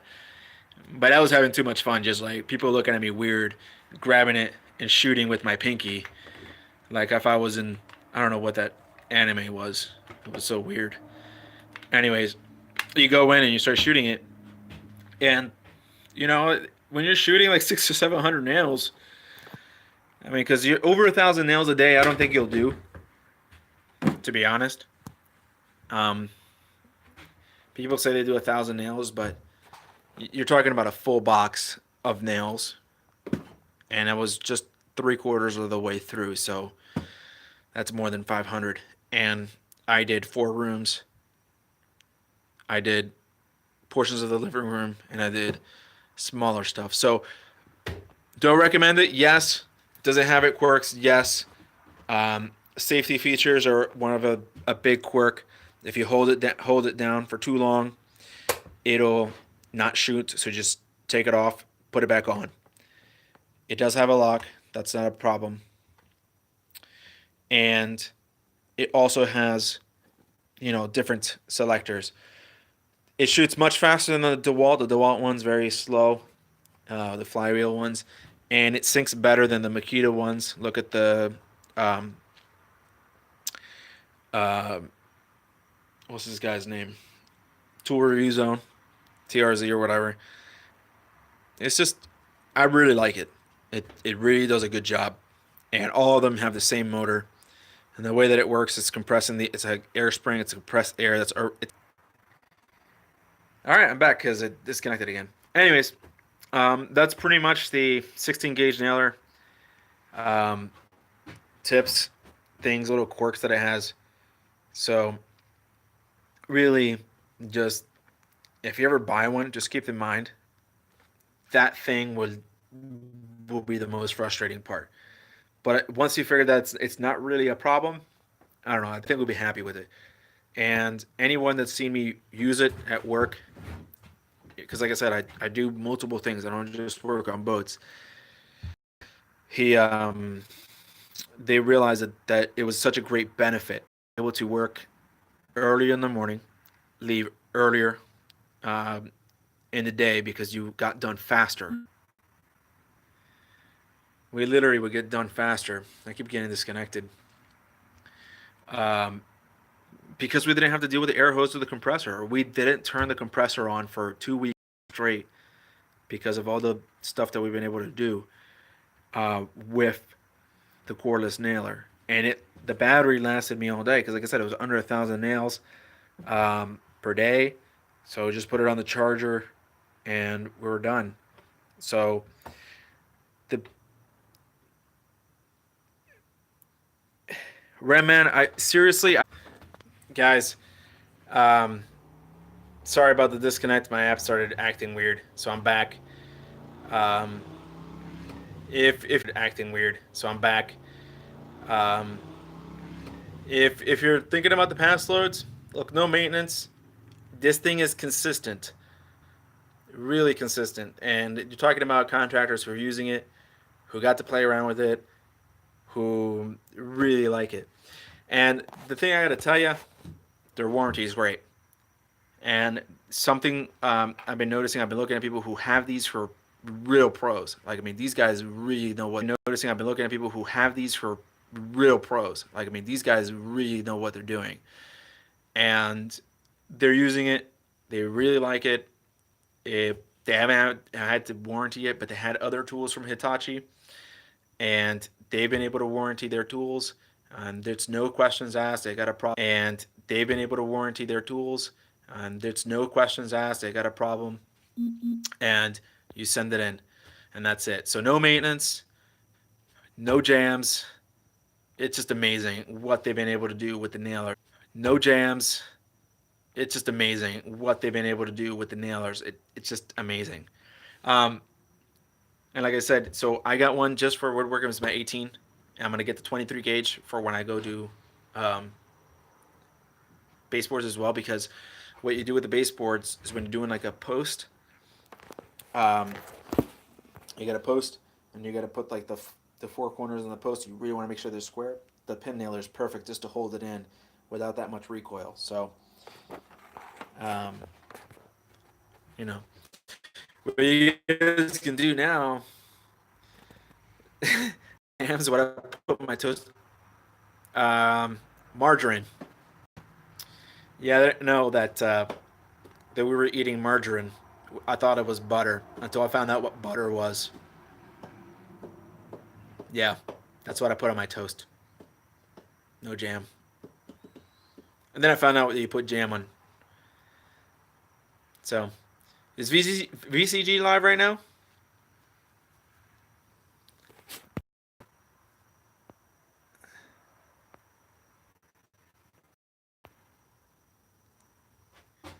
All right, Neil. I think we're going to VCG and pay tribute to what they're doing. That's true, Ren Man. You just don't have to maintain them at all. I think once you give it a try, you'll like it, especially when you find that. But what I got to tell you is this. It, what I got to tell you is this. So where you can buy these, if you really don't want to invest too much in them, right? If you don't want to invest too much in them, buy a reconditioned tool. Wilbur, I'll go check you out and I'll watch you. You know, I appreciate you guys coming here, and so if you guys are content creators, I'm gonna go ahead and support. I'm gonna be bringing much more content, hopefully, now that I have some space to do it. But if you go to bigskytool.com, they are a authorized Hitachi dealer, and they recondition Hitachi tools. And when you buy reconditioned Hitachi tools directly from them, they will warranty it. And they're based in Georgia, so they're employed by Americans, and they provide great reconditioned tools. And you know, if you don't want to spend too much, and you don't care about looks, buy Condition C. It's gotta look ugly, maybe. You know, it's not gonna be pretty, but you know what? You're gonna be working. You're probably gonna scuff up your tools anyways. So who cares? Save $100, especially on their flash deals. But they've been just selling some of these, and they fly. You buy it, give it a try. You might not go back to the Sunco. I mean, to the Pass Load. You did. So they're very good. They're a very good retailer, and they've been doing some deals, and I've been posting it on the Discord. I mean, had many people been interested in what I've been putting there, but you know, reconditioned tools. But hey, they're good. You know, I would buy more from them. Um, I'm thinking of replacing. Well, if you buy a Recon that's in condition A, it will look new. But if you buy a reconditioned that is in condition C, it will have cosmetic damage. Doesn't mean that it's going to be big cosmetic damage, but it's going to be their rating. There's A, B, and C. So you want to, when you buy it and you say, okay, well, I'm going to buy a condition A, you're going to pay more for it. But if you buy condition C, you're going to be saving a lot more. So keep that in mind, because they sometimes throw some deals at the condition C's and they fly like this. I'm trying to replace this. It's dirty right now because I just got it off the other shop, and they were using mine. And I have their 12-inch chop saw, and I want to get the sliding, um, because it's a much it's for capacity wise. So I'll be looking, and I think I saw them selling their sliding compound miter, the one that has the vertical handle that's very popular, for $150 or something like that. So that's extremely cheap. All right, guys. Hey, I'm gonna sign off. I'm gonna go watch VCG. I'm gonna put some tools away. Appreciate you guys coming over and watching. I plan on making more videos, so please subscribe. Please hit the like button. I do have a couple videos. They're not that great. They haven't been edited well because I don't have it editing. Um, so I agree with you, Ren Man. Um, I am a tool snob. And I like getting nicer tools, new, but there's some things that I'm just like, no, I can't. Budget wise, I have to save. All right, guys. Thank you. Appreciate you guys for coming over and watching. Please, again, hit like, subscribe, and comment below once this video is done, just to kind of get some engagement. It'll motivate me to make more videos. And I'll be posting more content on Instagram, so go ahead and look there. And if you guys have questions about something and want me to make a video or a live event or live talk about what I'm doing, I'll go ahead and do that as well. All right, thanks, guys. See you guys.